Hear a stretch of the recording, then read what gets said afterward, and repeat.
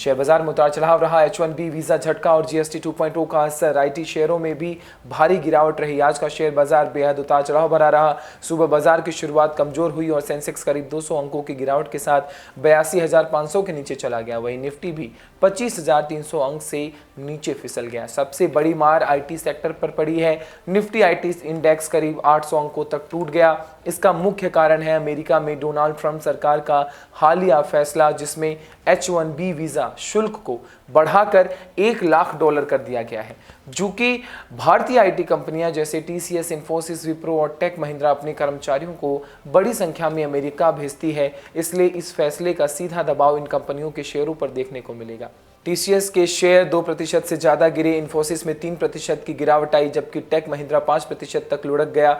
छोटे IT शेयरों जैसे परसिस्टेंट, एमफेसिस और कोफोर्जे में भी भारी बिकवाली दिखी। अब बात करते हैं दूसरी बड़ी खबर की, वो ये कि GST 2.0 आज से देश भर में नया goods and service tax structure लागू हो जाएगा। पुराने 4 स्लैब्स की जगह अब सिर्फ 2 मुख्य स्लैब रह जाएंगी, 5 और 18, जबकि अल्ट्रा लग्जरी सामान पर 40% टैक्स लगाया जाएगा।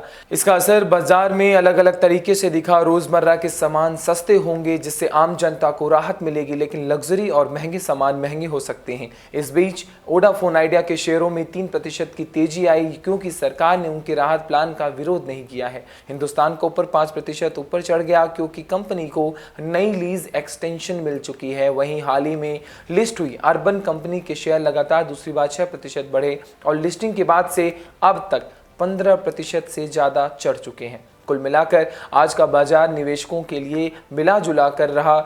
एक तरफ IT कंपनियों को H1B वीजा शुल्क से झटका लगा है, तो दूसरी तरफ GST 2.0 जैसे बड़े सुधारों ने नई उम्मीदें भी जगा दी हैं। आने वाले दिनों में यह देखना दिलचस्प होगा कि क्या घरेलू खपत में सुधार से बाजार को सहारा मिलेगा, या फिर वैश्विक फैसले खासकर अमेरिका की पॉलिसी बाजार की चाल तय करेंगे।